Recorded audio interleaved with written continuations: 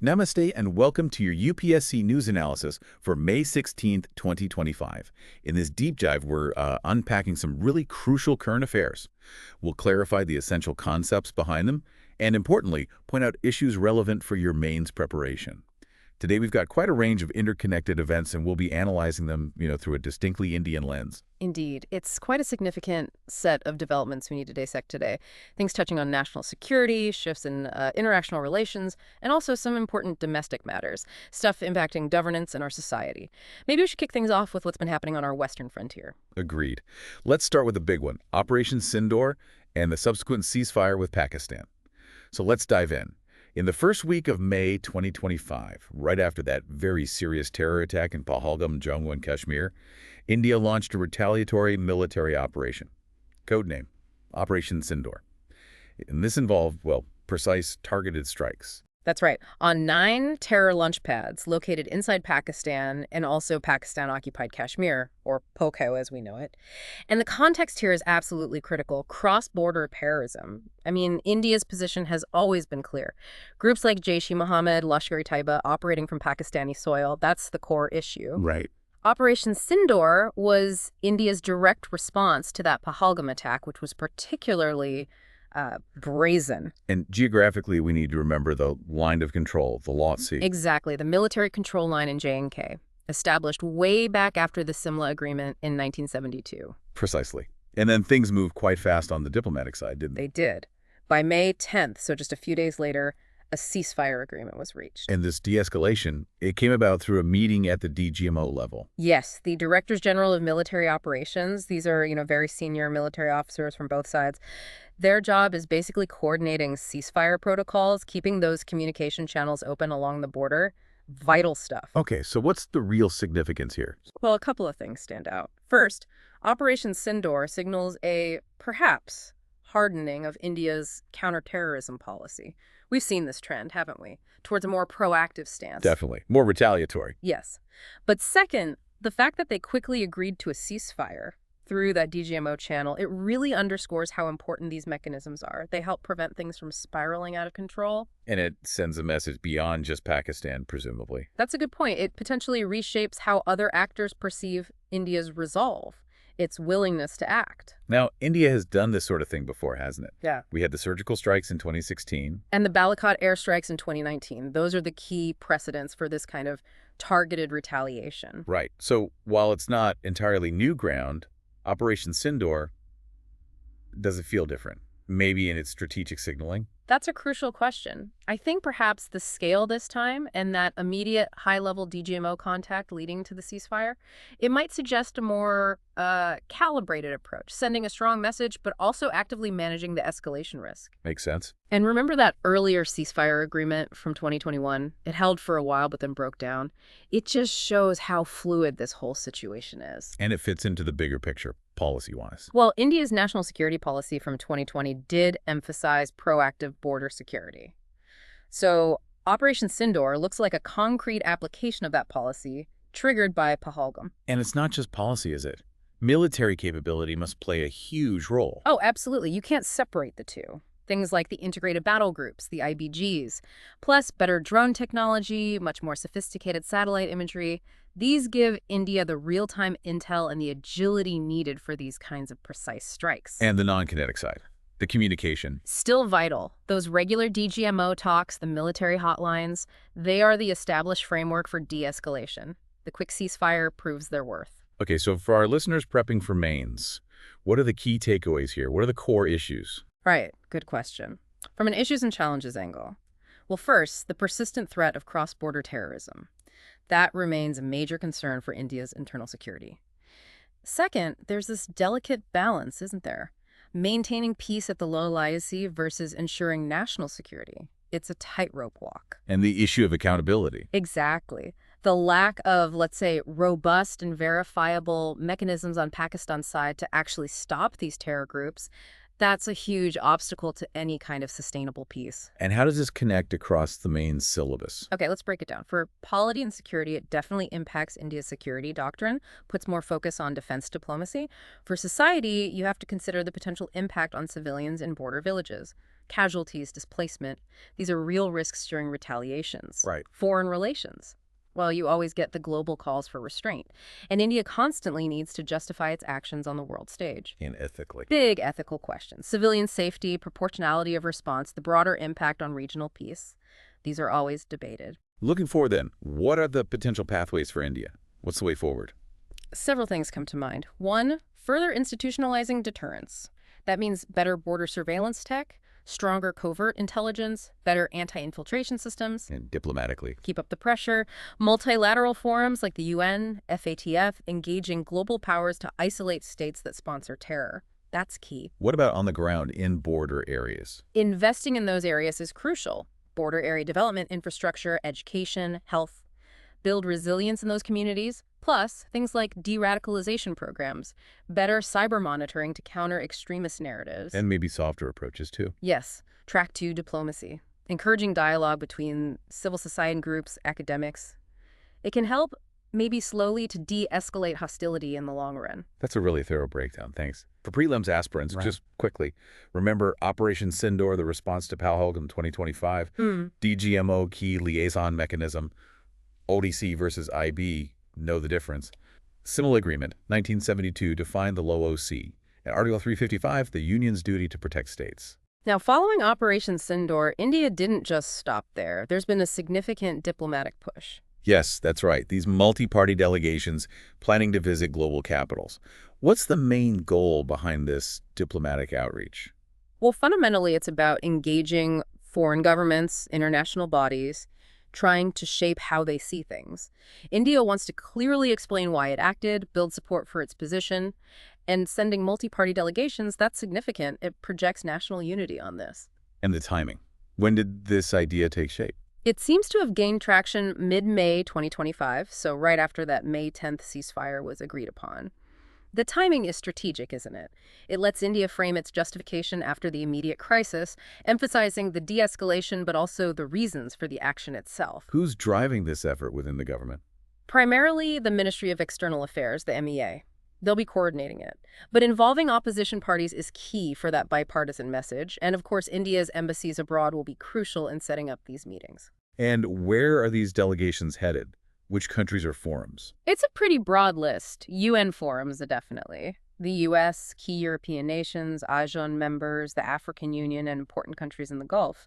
It shows they want to reach out widely, secure understanding across different geopolitical blocs. And the core message they want to deliver. The main aim is to counter Pakistan's narrative, whatever that might be. India wants to stress that its action was a necessary response to persistent cross-border terrorism, framing it as a global security issue, not just, a bilateral spat. Does the government have specific units for this kind of public diplomacy? Oh, yes. The MEA has a public diplomacy division. Their job is exactly this outreach to international media, diaspora, foreign governments, shaping India's image, explaining its policies. And we've seen India do this before after similar events. We have. After Pulwama Balakot in 2019, there were extensive briefings for foreign embassies, think tanks, even going back to the Kargil conflict, Operation Vijay in '99. Diplomacy was key in isolating Pakistan internationally. What challenges might India face in this outreach? Well, countering well-funded propaganda can be tough. That's one challenge. Also, keeping global attention focused on cross-border terror can be hard, unless there's, unfortunately, a massive civilian impact. And different countries have different interests. Exactly. Divergent strategic interests among global powers. The whole US-Pakistan-China dynamic that can complicate efforts to get clear, unified support. So what's the potential upside? What impact could successful outreach have? It can definitely strengthen India's image as a responsible but assertive nation defending its interests. That helps broader foreign policy goals. It also feeds into the ongoing debate about preemptive self-defense under international law, though that's still a complex area. And domestically. Domestically, these situations often build political consensus on national security, which is quite rare otherwise, and it enhances India's soft power, projecting the image of a democracy fighting terrorism. Looking ahead, how could India make its strategic communication even better in these situations? Well, maybe institutionalizing it more, like a dedicated national communications strategy cell for crises. Better digital diplomacy, too, using social media, engaging the diaspora more effectively online. Parliamentary diplomacy. That, too. using platforms like the IPU, bilateral parliamentary exchanges, and maybe having dedicated counter-propaganda units and embassies abroad to actively track and neutralize misinformation.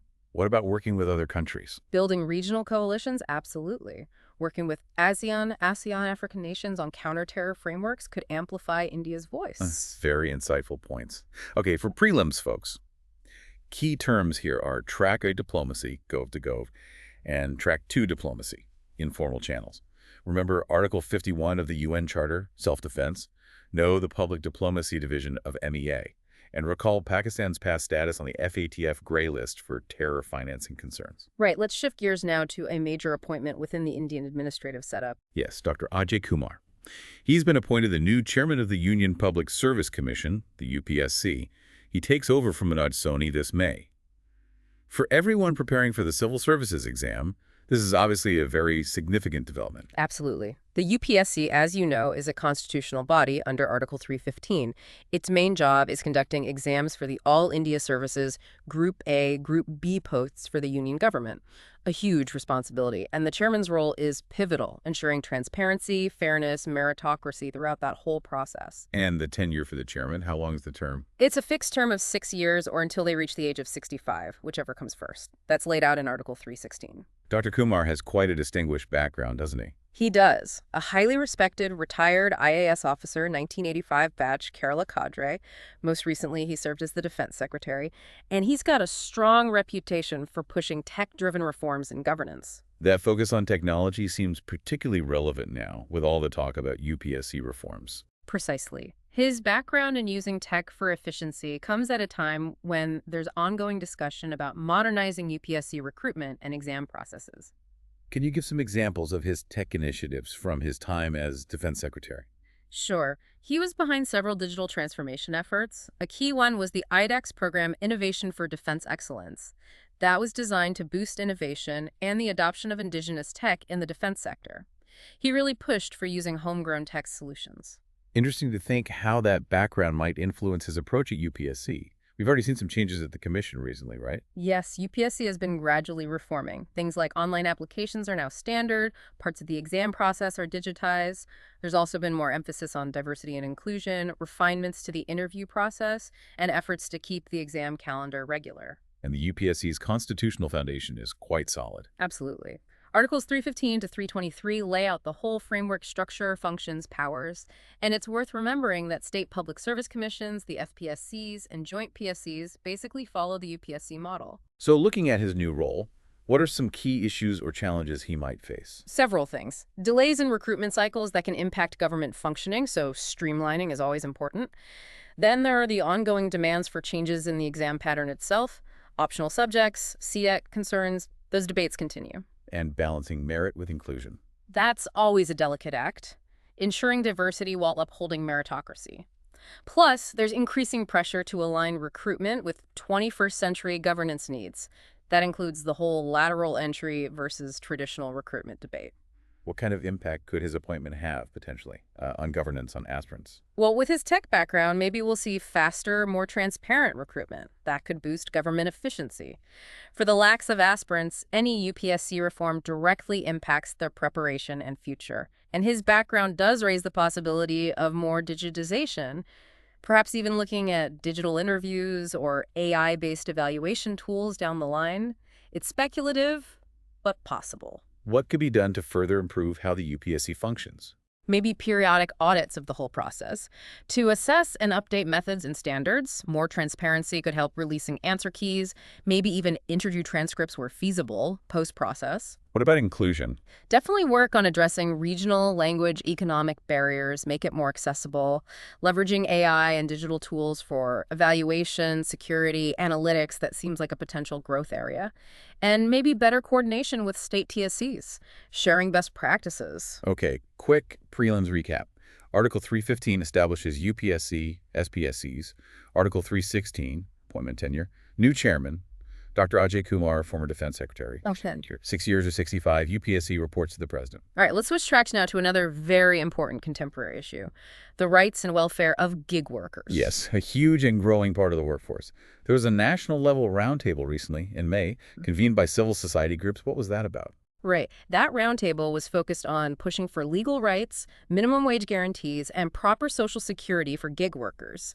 It saw participation from groups like John Pahal and various gig worker unions. It shows this group is getting more organized, more vocal. Just to clarify for everyone listening, who are gig workers and what's the platform economy? Sure. Gig workers are basically people doing short-term flexible jobs, usually found through digital platforms. Think delivery riders, app-based taxi drivers, freelance professionals finding work online. The platform economy is just all the economic activity facilitated by these online platforms. Swiggy, Zomato, Ola, Uber, Urban Company.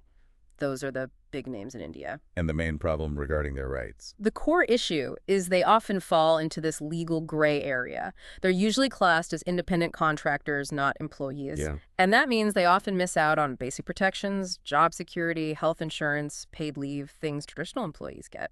Has the government taken any steps to address this? Yes, there's been some movement. The Code on Social Security 2020 was a big first step.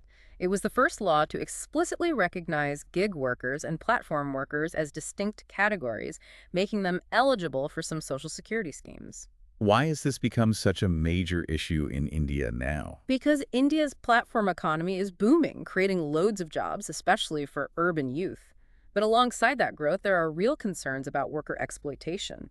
Many lack basic safety nets, sick pay, insurance, retirement benefits, despite contributing significantly to the economy. Besides the Social Security Code, what else has the government done? Well, there's the eShram portal.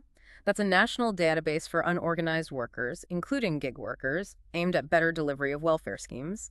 And some states are acting too. Rajasthan passed a specific platform-based Gig Workers Act in 2023, a first in India. Karnataka is planning a gig worker welfare board. NDI Ayog also looked into this. Yes, their 2022 report made recommendations: life insurance, health benefits, skilling, more predictable hours for gig workers. Despite these efforts, what are the challenges that still remain for gig workers? Several big ones.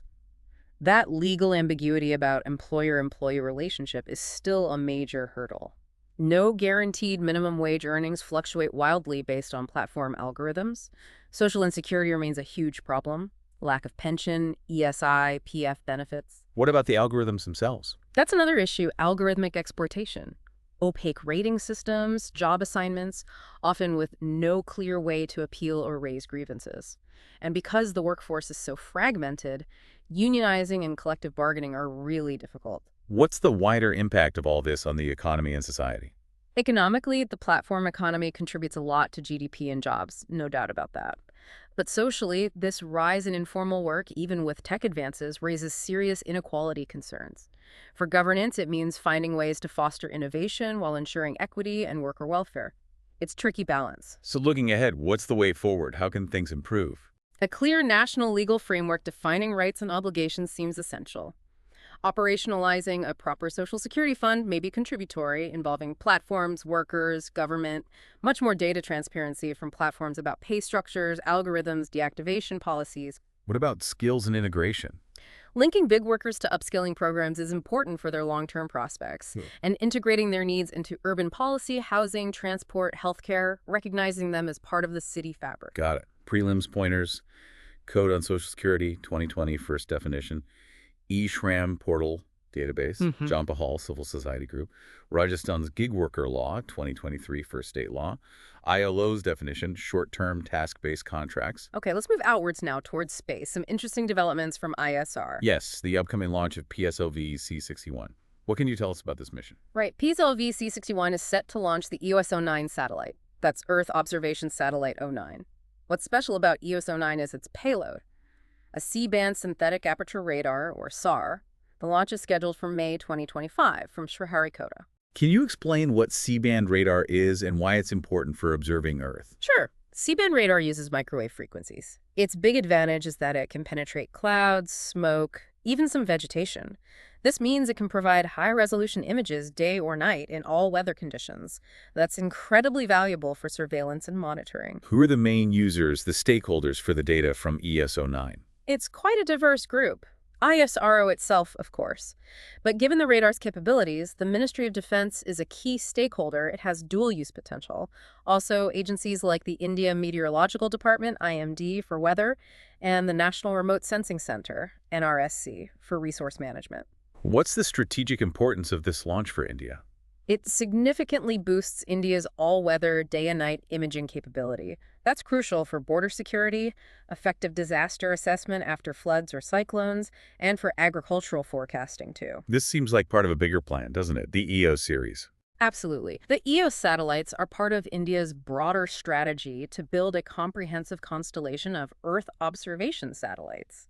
This constellation includes satellites with different capabilities, multispectral cameras, and SAR like EOS-09 giving a wide range of data. And government policy supports these kinds of missions. Yes. Policies like the Spacecom Policy 2020 and the Draft Space Activities Bill aim to support ISRO's strategic missions while also encouraging more private sector participation in space. It's a dual approach. Can you give some specific examples of how EOS-09 data will be used? Okay, Ministry of Agriculture, better crop yield estimates, drought monitoring. NDMA and IMD improved cyclone tracking, flood mapping, damage assessment.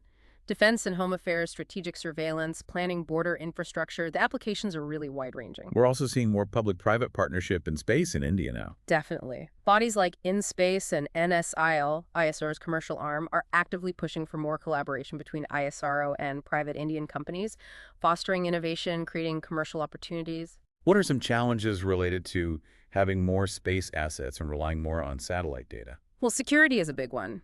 Protecting these valuable assets from cyber threats, even potential anti-satellite ASAT weapons, is becoming critical. Coordination is another challenge, ensuring different ministries using the data work together efficiently, avoid duplication. And sometimes there's underutilization of the high-resolution data, especially at the local government level. Bridging that gap is important. What kind of impact will missions like this have across different sectors? Significant impact, hopefully. Better disaster management responses, enhanced border security with near real-time monitoring, more efficient agriculture through better monitoring and warnings, data for climate resilience modeling, and of course it boosts India's credibility as a major space power, strengthening technology diplomacy. Looking ahead, how can India maximize the benefits from these capabilities? Making the data more accessible, easier for states, researchers, startups to use, promoting dual-use applications, ensuring civil-military synergy, investing more in satellite security encryption, redundancy, anti-jamming, And skills. training local administrators, disaster teams to interpret and use the data effectively, that's vital, and maybe expanding international collaboration, leveraging platforms like BIMSTEC or ASEAN disaster cells for shared data use. Great. Prelims pointers, PSLV C-61, 101st PSLV mission. EOS-09 Earth observation sat with C-band radar. C-band radar, all-weather imaging. In space, promotes private sector. NSIL, ISRO's commercial arm. Sriharikota, Escher main launch site. Staying with space, let's talk about an exciting international collaboration now. Yes, the joint India-Japan lunar mission Chandrayaan-5, or LUPEX. This sounds like a major partnership. It really is. LUPEX stands for Lunar Polar Exploration Mission. It's a joint effort between ISRO and JXA, the Japan Aerospace Exploration Agency. The main goal is to explore the moon's south pole, specifically looking for water ice reserves there. And Japan, JXA, they bring a lot of expertise to the table. Oh, absolutely. JXA is world-renowned for its robotics and lunar lander technology. They're a very strong partner for ISRO in this ambitious mission. What's the latest on the mission's progress? Any recent developments? Yes, the third technical interchange meeting, TIM-3, happened in May 2025. This involved ISRO, JXI, and also Mitsubishi Electric, a key industrial partner. They were focused on finalizing hardware contributions and nailing down the mission timeline.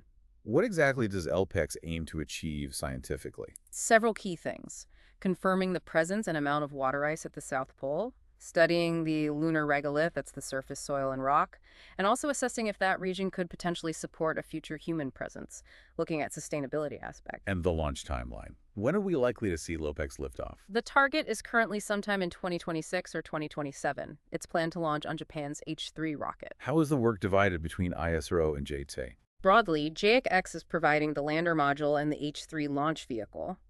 ISRO is responsible for developing the rover, which will do the surface exploration, and also contributing a suite of scientific instruments, the payloads. Is there strong government backing for this kind of international space collaboration? Yes, there is. Both governments support it. And agencies like InSpace and NSIL in India are actively promoting international partnerships in space ventures. How does LUPEX fit into the bigger picture of India-Japan relations? It's seen as a key part of the India-Japan strategic partnership.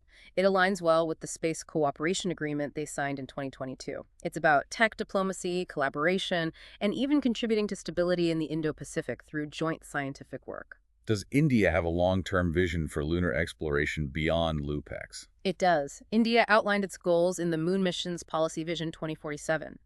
That aims for a sustained, long-term lunar presence. Missions like LUPEX are important steps towards that vision. Japan is also involved in other big international space efforts, right? Like the Artemis Accords. That's correct. Japan is a signatory to the U.S.-led Artemis Accords, which sets out principles for lunar exploration and governance.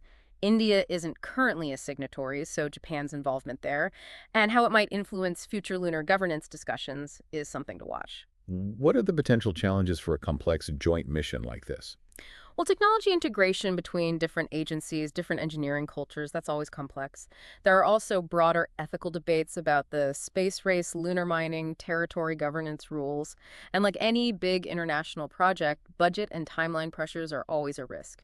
Plus, the geopolitical backdrop growing, China-Russia space cooperation, and potential rivalries adds another layer. But the potential benefits if it succeeds are huge. Absolutely.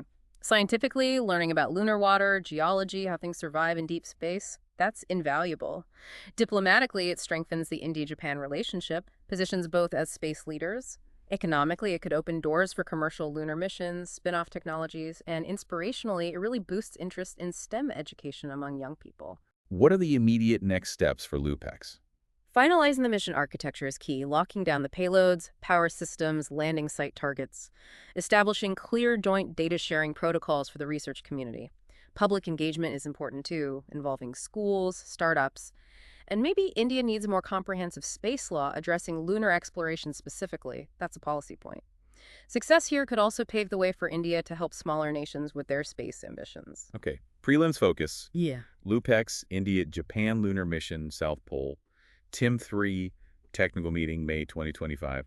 ISRO, rover, payloads, JXA, lander, H3, rocket, water ice, key resource, Artemis Accords, lunar governance framework, India not signed yet. All right, let's bring our focus back closer to home, specifically looking again at relations with Pakistan and a very important treaty. Yes, the Indus Waters Treaty. There's news that Pakistan has formally asked to resume talks. What's the story here? That's right.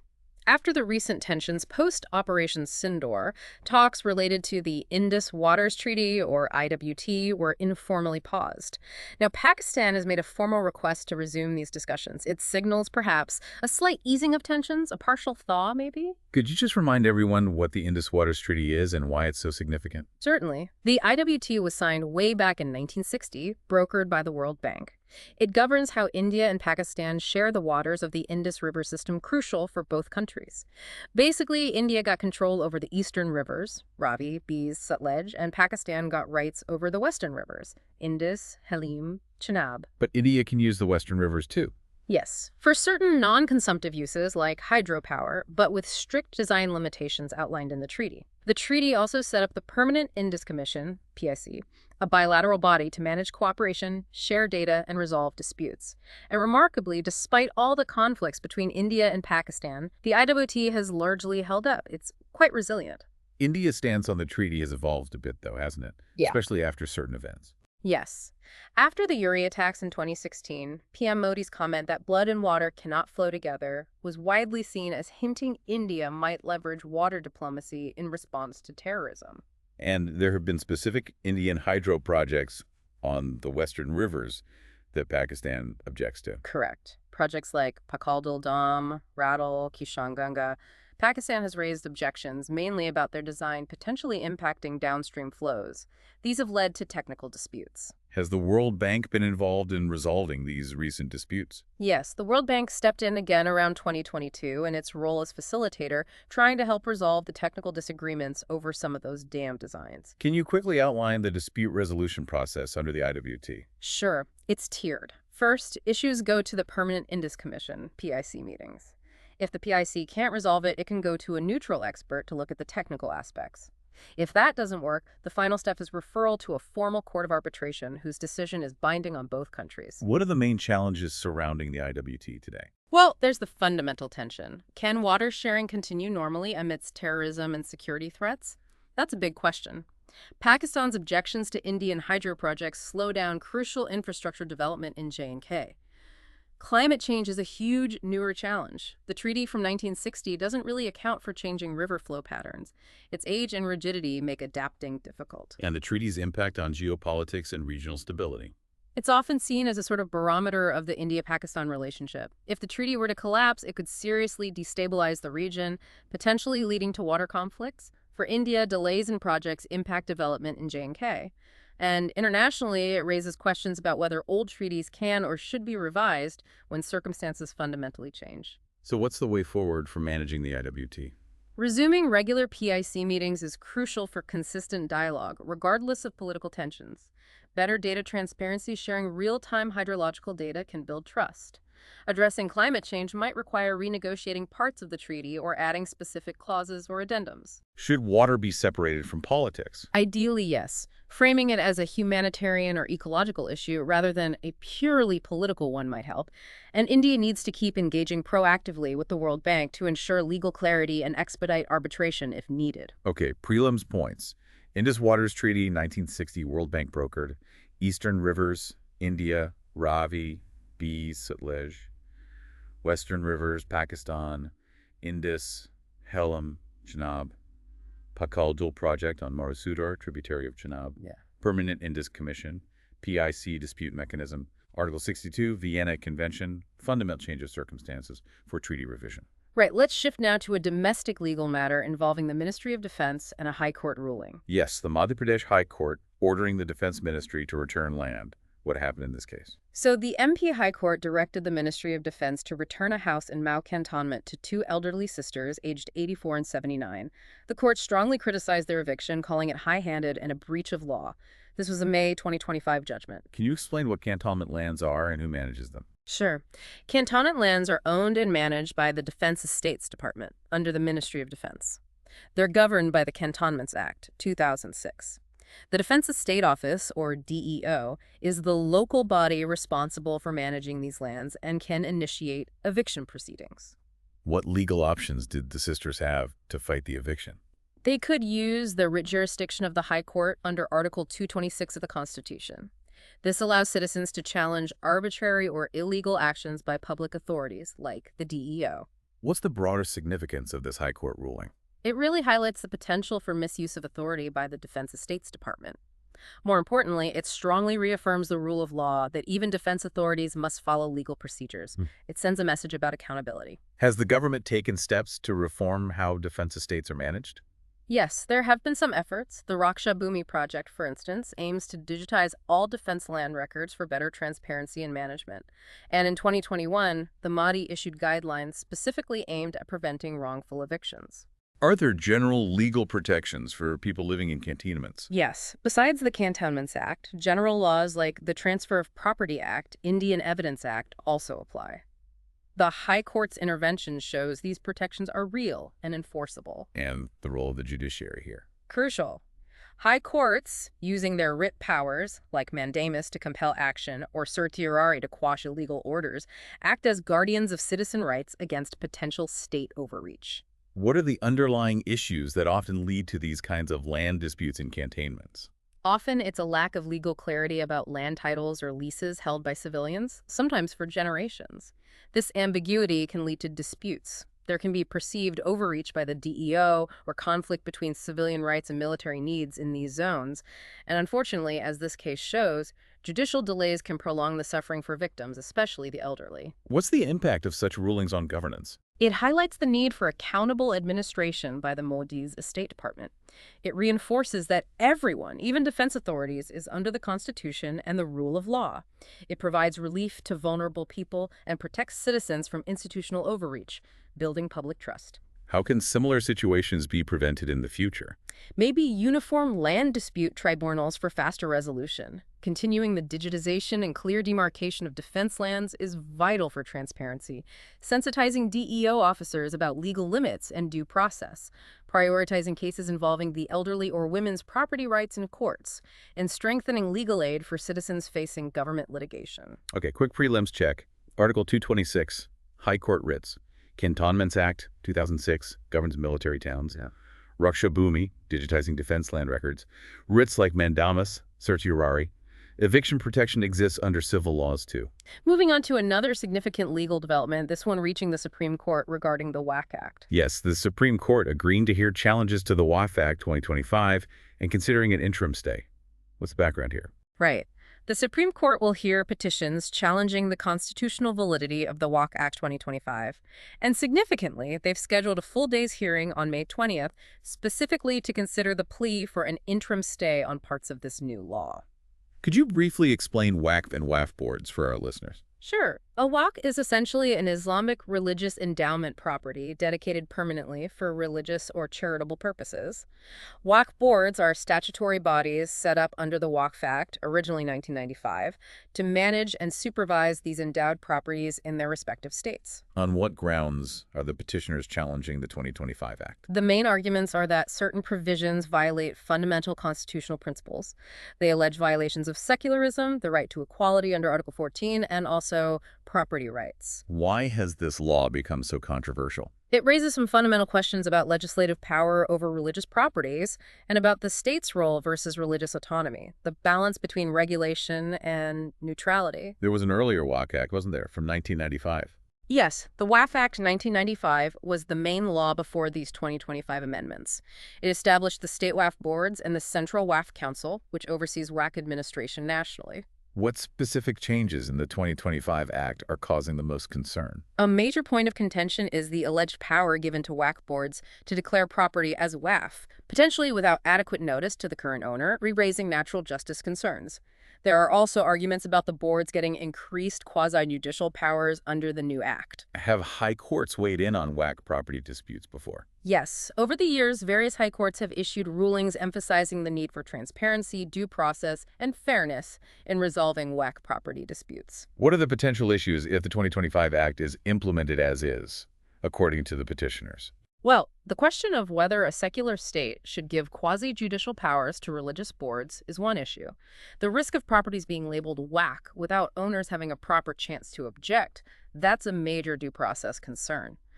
Potential conflict with fundamental rights, Article 14 equality, Article 300A property, Article 25 religion, and it could lead to an increase in property litigation burdening the courts.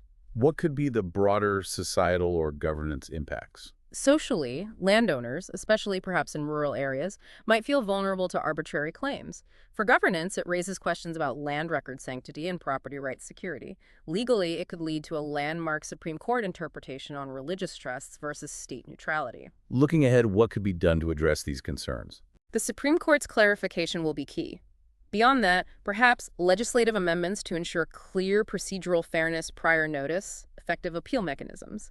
Continued digitization of land records helps prevent illegal claims and ensures transparency.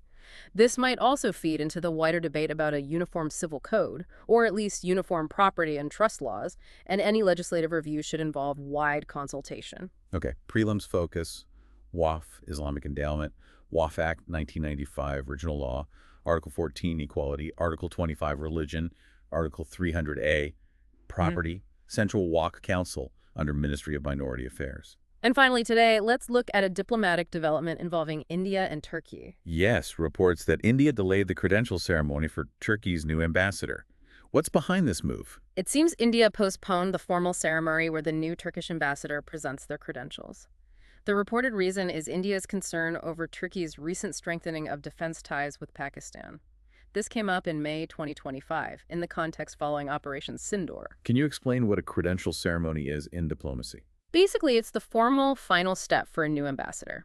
They present their letters of credence, their official appointment letter from their head of state to the host country's head of state. In India, that's the president. It formally marks the start of their official duties and recognition by the host government. So delaying it is a kind of diplomatic signal. What principle guides this? It looks like an application of realpolitik foreign policy driven by strategic interests rather than just sentiment or ideology. India seems to be signaling its displeasure about Turkey's defense links with Pakistan, weighing that against the overall relationship. How have India-Turkey relations been historically?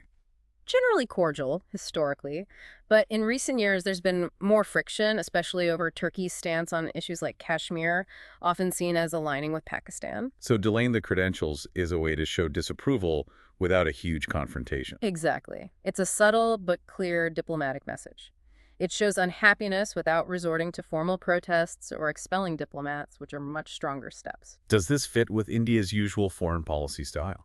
It seems consistent with India's emphasis on strategic autonomy, making independent decisions based on national interest. Using diplomatic signaling like this is one tool India uses to convey concerns and manage relationships. Have there been other frictions with Turkey before? Yes. Turkey raising Kashmir at the UN, for example. India has responded in the past by canceling visits or reducing the level of exchanges. Are there other ways India can signal displeasure diplomatically? Sure. Reducing the frequency or level of official meetings, downplaying interactions, even reassessing economic ties like trade or defense deals, though that's less common. What are the main challenges in the India-Turkey relationship right now? Balancing ties. Turkey is important in West Asia, a NATO member, but its tilt towards Pakistan is a problem for India. Navigating politics within the Islamic world, especially on Kashmir, is complex for India, with players like Turkey, Gulf states, Iran, and effectively using diplomatic tools like this credential delay is part of managing these complexities. What impact could this current tension have on the bilateral relationship? It might lead to a temporary cooling of high-level dialogue, potentially affecting cooperation in trade, defense, culture. In multilateral forums like the OIC or UNHRC, Turkey might continue to take positions not aligned with India's. It could also push India to further strengthen ties with other regional partners like the UAE, Saudi Arabia, Israel. Looking forward, how might India manage this relationship? Maybe focus on track 2 diplomacy, academic, business channels to keep some communication lines open.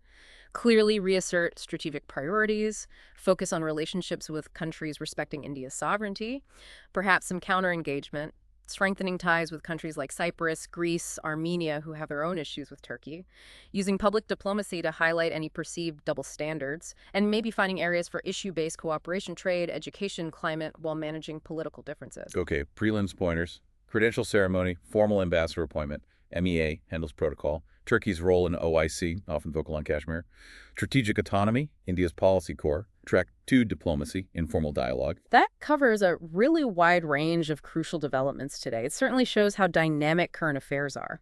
Indeed. We've touched on national security, diplomacy, key appointments, labor rights, legal challenges, space tech. Quite a spectrum. It really highlights how interconnected everything is. Understanding these nuances is absolutely vital for your UPSC preparation. Precisely. Keep these points, the analysis, and the broader context in mind as you continue your studies. Subscribe for daily updates, and please do share your thoughts with us in the comments section below. For deeper insights and a quiz based on today's discussion, make sure to join our Telegram channel. You'll find the link in the description. Jai Hind.